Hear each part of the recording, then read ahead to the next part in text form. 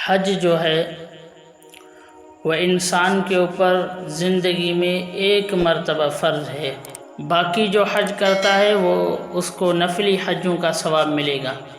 حج کے جو شرائط ہیں وہ اس میں سب سے پہلے یہ ہے کہ مسلمان ہو، جیسا کہ قرآن مجید کے اندر آتا ہے انما المشرکون نجس فلا یقربوا المسجد الحرام بعد عامہم ھذا، کہ مشرک جو ہے وہ نجس ہے، بیت اللہ کے قریب نہیں آ سکتا۔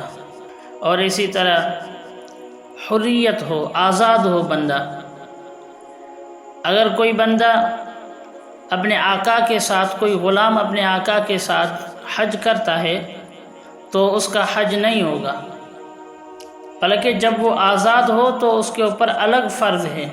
اسی طرح کوئی نابالغ بچہ اپنے والدین کے ساتھ گیا حج پر، تو اب بات یہ ہے کہ وہ بچہ جب بالغ ہوگا تو اس کے اوپر دوبارہ سے حج فرض ہوگا، جیسا حضرت ابن عباس رضی اللہ تعالیٰ عنہما سے روایت ہے کہ حضرت ابن عباس رضی اللہ تعالیٰ عنہما فرماتے ہیں کہ ہم حضور صلی اللہ علیہ وسلم کے ساتھ جا رہے تھے کہ مقام روحا پر آپ صلی اللہ علیہ وسلم کی ملاقات ایک قوم سے ہوئی، تو آپ صلی اللہ علیہ وسلم نے ان سے پوچھا کہ تم کون ہو؟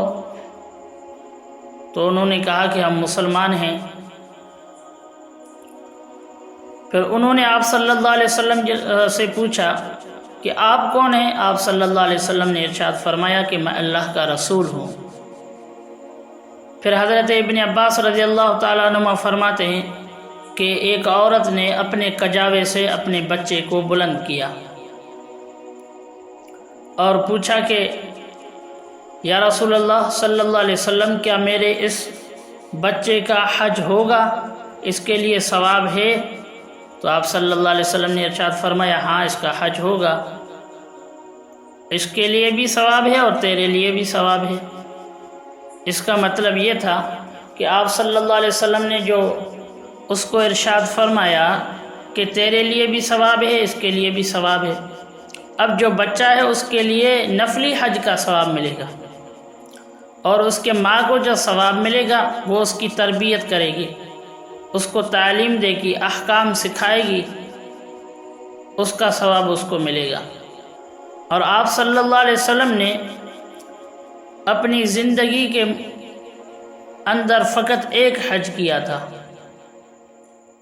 باقی آپ صلی اللہ علیہ وسلم نے جو عمرے کیے تھے وہ 4 کیے تھے، حج فقط آپ صلی اللہ علیہ وسلم نے ایک کیا ہے۔ وہ کب کیا؟